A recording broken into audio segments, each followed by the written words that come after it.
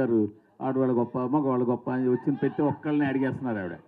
నేనేమంటానంటే అసలు మీరు గొప్ప కాదో మీకే తెలియనప్పుడు మీరు అందరినీ అడుగుతున్నప్పుడు ఇంకా మీరు గొప్ప కాదో ముందు మీకే తెలియనప్పుడు అవతల వాళ్ళు ఏం చెప్తారు? సరే జస్ట్ కిడింగ్ అనుకోండి. విష్ణు గారు, సార్ మీరు ఈ మధ్య వరుసపెట్టి సక్సెస్లు కొడుతున్నారు. అయితే మీలో ఒక నటుడు ఏదో ఒకటి చెయ్యాలి, ఏదో ఒకటి చూపించాలి అన్న తపన మీకు ఎప్పుడు ఉంటుంది? గతంలో కూడా మీరు చాలా ప్రయోగాలు చేశారు. ఇంతకుముందు నేను ఓసారి కూడా అడిగాను. అవును సార్, అవును. లైన్లో సక్సెస్లు వస్తున్నప్పుడు మళ్ళీ ఇది ఒక ప్రయోగం అనుకోవాలా, లేకపోతే పూర్తి ఎంటర్టైన్మెంట్ అనుకోవాలా? 100% ఎప్పుడు ప్రయత్నించినా మంచి కథ దొరికితే చేద్దామనే ఉద్దేశానండి ఎప్పుడు కూడా. కానీ అస్తమానం మనకు అది దొరకదు, ఒక్కొక్కసారి మిస్ అవుతూ ఉంటాయి. కొన్నిసార్లు పాయింట్ నచ్చినా ఎగ్జైట్ అయి చేసేస్తాం. ఫుల్ ఫ్లెడ్జ్గా ఒక కంప్లీట్ కథ, గొప్ప కథ, కొత్త కథ దొరకటం అనేది చాలా అరుదు. నాకు లక్కీగా దొరుకుతున్నాయండి అలాగే. ఇప్పుడు నార్మల్గా మీరు చాలా కష్టపడుతున్నారు, మంచి మంచి కంటెంట్ తీసుకుని చేయడానికి ప్రయత్నం చేస్తున్నారు, సక్సెస్లు కూడా మీకు వస్తున్నాయి కాబట్టి ప్రొడ్యూసర్లు మీ దగ్గరికి వస్తున్నారు. కానీ ఈ సినిమాతో మీరు స్వాగ్ అనే సినిమాతో బిగ్గెస్ట్ హిట్ కొట్టగలను నేను అనే నమ్మకం మీకు ఉన్నదా సార్? బిగ్గెస్ట్ హిట్, ఊరికే జనరల్ సక్సెస్లు జనరల్ హిట్స్ కాదు. అంటే ఈ సినిమా చేద్దాం అనుకున్నప్పుడు ట్యాగ్ మేము అచ్చ తెలుగు సినిమా అని పెట్టామండి. అది సక్సెస్ అంటే ఏంటంటే ఇదిరా తెలుగు సినిమా అని మిగతా భాషలన్నీ చెప్పుకునే కంటెంట్ అయితే ఉంది. ఖచ్చితంగా మన తెలుగులోనే కాదు, ప్రతి లాంగ్వేజ్లో, అంటే ఇది మేము తెలుగులోనే చేసాం. ప్రతి వాళ్ళు ఒకసారి తొంగి చూస్తారనమాట. అమ్మ అంటే తెలుగులో, అంటే తెలుగులో అంటే ఈ సినిమా చూసే కూడా ఆశ్చర్యపోతారు, ఖచ్చితంగా ఆశ్చర్యపోతారు. అటువంటి కంటెంట్ ఉంది. అది కొత్త కంటెంట్, వెరైటీ కంటెంట్ ఎప్పుడు చేసినా తెలుగు ఆడియన్స్ మనకి హిట్ ఇస్తారు, అది డౌట్ లేదు దాంట్లో. హిట్ కంటే కూడా కీర్తి అనేది చాలా గొప్పగా వస్తుంది ఈ సినిమాకి వర్క్ చేసిన వాళ్ళందరికీ. At the same time Telugu వాళ్ళు కానీ గట్టిగా ఫీల్. అంటే ఇప్పుడు పీపుల్స్ మీడియా అన్నదానికి ఒక రికగ్నిషన్, ఒక ఫేమ్ అండ్ నేమ్ ఉన్నాయి. దీనిలోని ఇప్పుడు మీరు ఒక 2 ఏళ్ళు 3 ఏళ్ళు ట్రావెల్ చేసి ఉంటారు ఈ స్క్రిప్ట్తో. షూటింగ్ ముందు కూడా ఒక సినిమా మేము రాజరాజ చేసాం. ఆయనతో కాదు, ఈ కథతో మాట్లాడు. ఈ కథతో ఒక 2 ఏళ్ళనే ట్రావెల్ చేసి ఉంటారు, బిట్ దాన్ని ఎంజాయ్ చేసి ఉంటారు. మీకు you must have some confidence to say that it is going to hit the bull's eye అనే ఒక కాన్ఫిడెన్స్ మీ మాటల్లో. మీరు ఊరికే లౌక్యంగా చెప్పారు ఇందాక సమాధానం. I want a concrete answer. మీరు ఇంత కష్టపడి చేశారు. డెఫినెట్గా ఈ సినిమా చూసిన ఎవరికన్నా సరే దిమ్మ తిరిగిపోతుంది. అక్కడ వరకు అయితే గ్యారంటీ చెప్పగలుగుతాను. అండ్ పీపుల్స్ మీడియాలో పీపుల్స్ కోసం చేసిన సినిమా ఇది.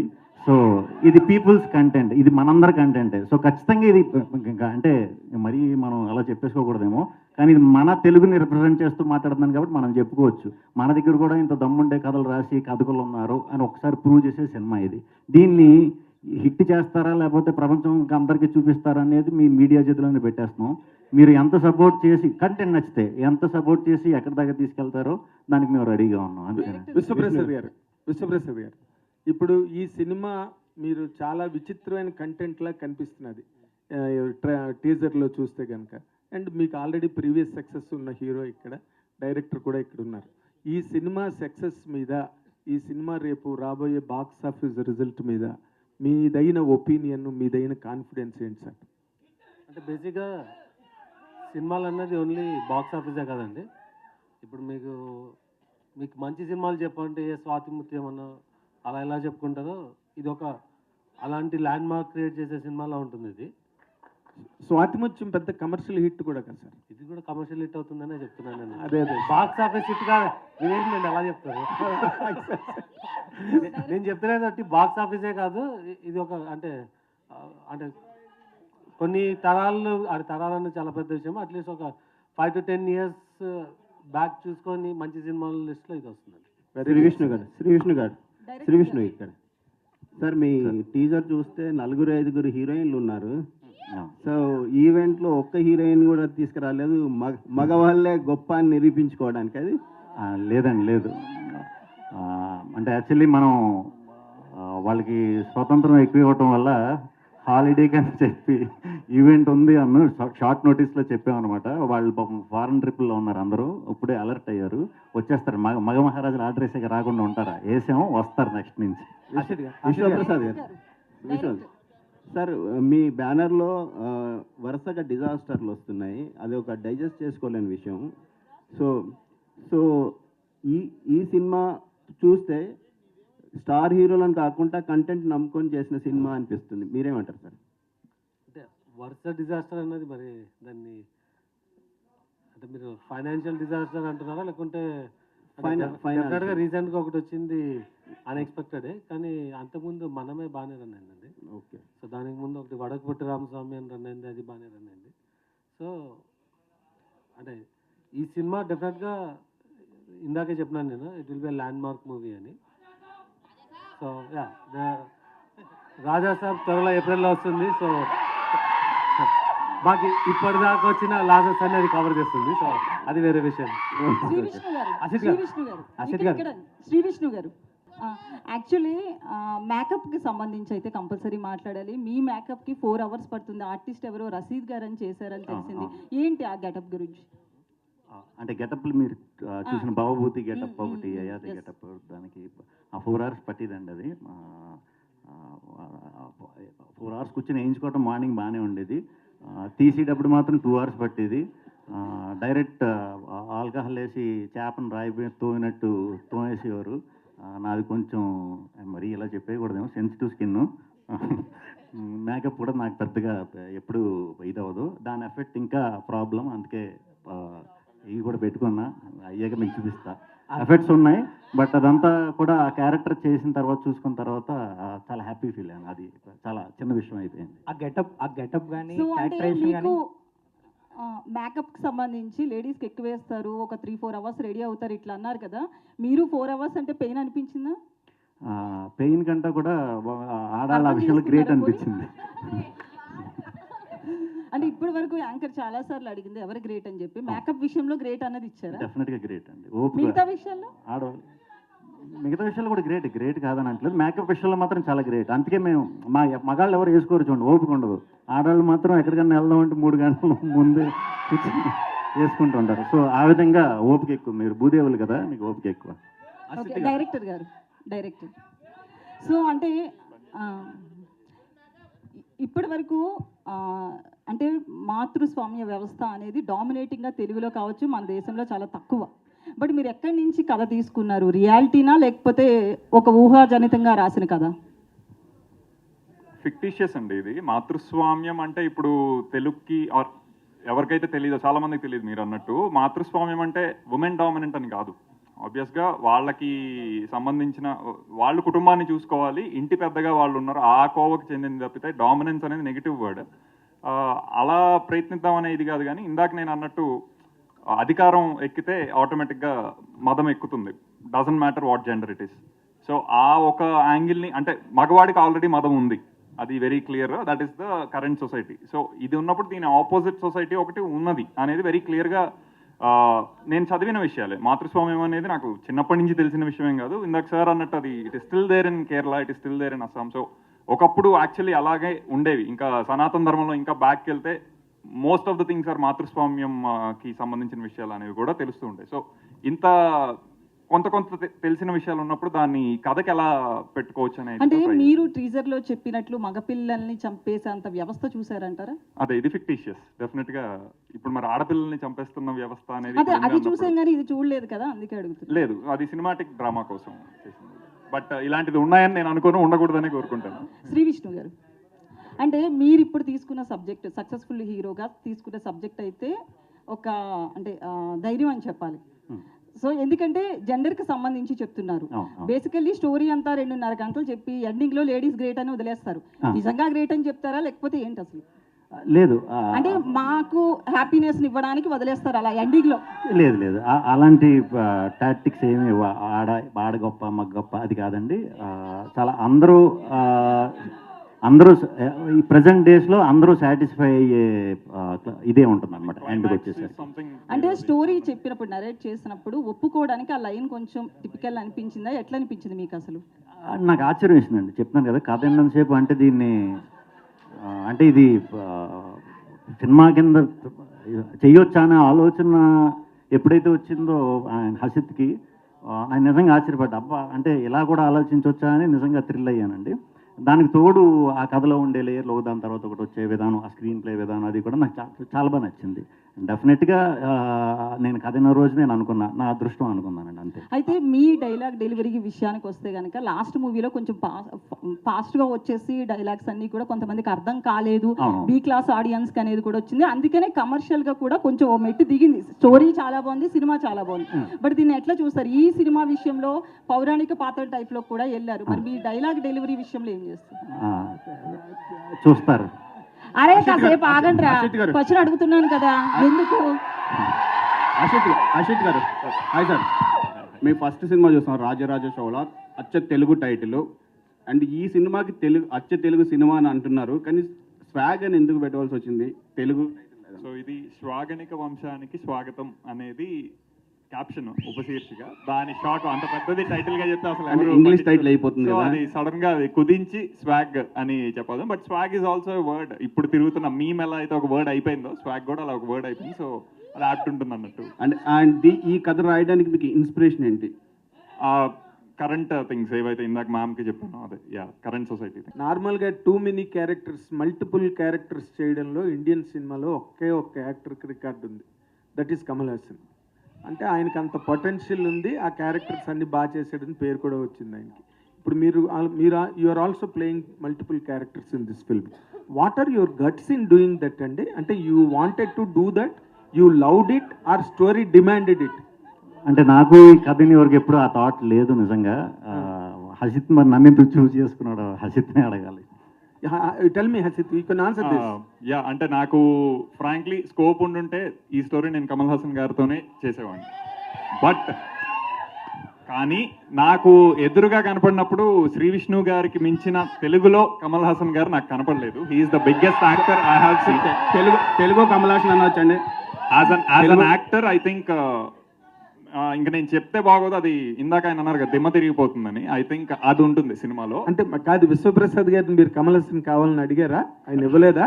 అంటే నాకు నా తాహత ఏంటో నాకు ఒక క్లారిటీ ఉంది కాబట్టి ఫస్ట్ అక్కడ దాకా వెళ్ళలేదు. బట్ ఆయనకు ఉంది కదా ఆ తాహత, he can bring Kamal Haasan. అది నెక్స్ట్ ఉందండి, ఇది స్వాగ్ అంటే ఏదో ఒక దాంతో అయిపోయే కథ కాదు ఇది. But what you have enjoyed this in multiple characters చేయడంలో ఒక యాక్టర్గా మీ ఎంజాయ్మెంట్ ఏంటి? చేసినప్పుడు నిజంగా 4 hours ఇందాక మేకప్ వేసుకుని ఆ ప్రాసెస్లో తప్పితే నేను ఎప్పుడూ ప్రిపేర్ కూడా అవ్వలేదండి క్యారెక్టర్కి. కానీ నేను చెప్తున్నా, నాకు తెలిసి శ్రీ విష్ణు అనేవాడు ఒక క్యారెక్టర్లో కూడా మీకు కనిపించడు, అసలు మీకు క్యారెక్టర్లే కనిపిస్తాయి సినిమా మొత్తం అంతా కూడా. అది ఏమో అప్పుడు ఆ గెటప్ వేసుకున్నప్పుడు అనాలనిపించింది, అనేసి క్యాప్చర్ చేశారు. అశిత్ గారు, సో అంటే సినిమా స్టార్ట్ అయిన దగ్గర నుంచి ప్రమోషన్స్, ఇప్పుడు టీజర్ చూస్తాం, మొత్తం మీద అంతా బాగుంది. బట్ సర్ప్రైజింగ్ అనిపించింది మీరా జాస్మిన్ గారు. చాలా రోజుల తర్వాత గ్యాప్ తీసుకుని వచ్చారు. మేము ఎప్పుడో గుడుంబ శంకర్, భద్ర ఆ టైంలో చూసాం. సో ఆ క్యారెక్టర్కి ఆవిడని పిక్ చేసుకోవాలని చాయిస్ మీదేనా, లేకపోతే విష్ణు గారి? సో స్క్రిప్ట్ నుంచి వచ్చిన one of the main emotional characters అండి మీరా గారిది. ఐ థింక్ అది ఆ లెవెల్ ఆఫ్ ఆల్రెడీ మనందరికీ సుపరిచయం అనిపిస్తూ తీసుకెళ్ళగలిగితే ఐ థింక్ అది ఇంకా చాలా బాగా పండుతుంది.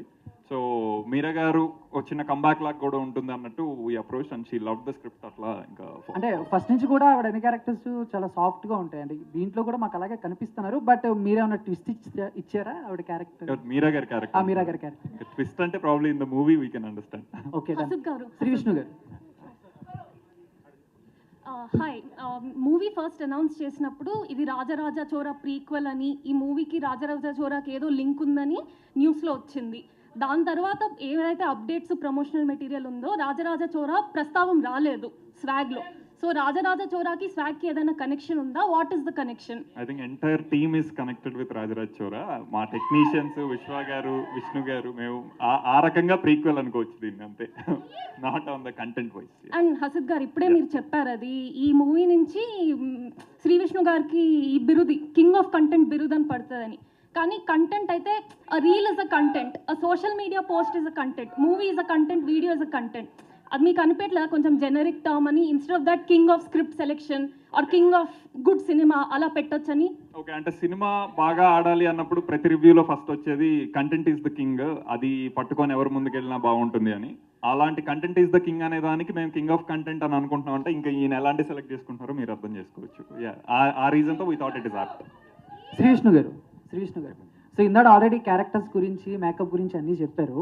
అండ్ కమల్ హాసన్ గారి టాపిక్ అయితే ఒకటి వచ్చింది. అండ్ ఏజ్డ్ క్యారెక్టర్ ఏమైతే ఉందో అది యాజ్ ఎ పర్సనల్గా నాకు అండ్ కొంతమందికి కొంచెం ఇంద్రుడు చంద్రుల్లో అలా అనిపించింది. అండ్ మీకు ఆ క్యారెక్టర్ చెప్పినప్పుడు కానీ లేకపోతే చేసేటప్పుడు కానీ మీకు అలా అనిపించిందా? ఒకవేళ అనిపించి చూసే వాళ్ళకి ఇలా అనిపించకూడదని మీరేమన్నా? 100% అనిపించలేదు. ఒకవేళ అనిపించినా ఆయన తెలుసు కదా, ఆయన చూసి నేర్చుకుని చేసేసి అంత సీన్ ఎవరికీ లేదు. అందుకే కమల్ హాసన్ ఒక్కళ్ళే.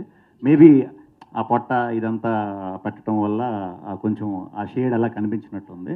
అంతకు మించి ఏం లేదండి. Thank you sir. విశ్వప్రసాద్ గారు, మీకు ఈ రోజున తెలుగు సినిమా ఇండస్ట్రీలో పీపుల్స్ మీడియా అంటే అదొక డెస్టినేషను. మీరు ఒక స్టార్ ప్రొడ్యూసర్ అనే ఒక ర్యాంక్ మీకు ఇండస్ట్రీలో ఉన్నది.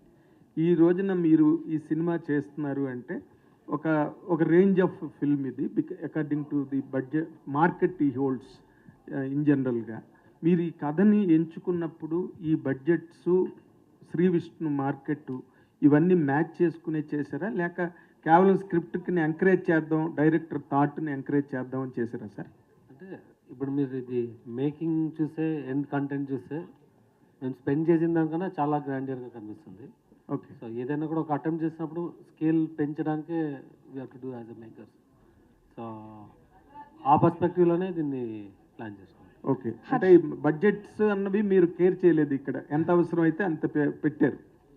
అది నేను పర్సనల్గా చెప్పగలను దానికి. బికాజ్ విశ్వ సార్ బిలీవ్డ్, అసలు అంటే the belief in the content మా ఇద్దరికి ఫస్ట్ విశ్వ గారు మరి is going all out for this project ఏంటి మరి అనే డిస్కషన్ కూడా అయింది. సో అంత స్ట్రాంగ్ బిలీఫ్ ఉంది విశ్వ సార్కి కంటెంట్ మీద. So I think he went all out. అంటే మీరు ఆయనకు కూడా 2 గంటలు కథ చెప్పారండి? డిస్కషన్ అయితే అయింది అబౌట్ ద స్టోరీ ఇది అని, అంతే. ఓకే. 2 గంటలు సార్ కూడా అప్పుడు అడగలే, because he trusted in. Actually budget అన్నారు కదండి. Yes. ఇప్పుడే అంటే మేము బడ్జెట్ తోట అనేది మేము ప్రిపేర్ చేసుకుని ఇది అన్నాం. ఓకే.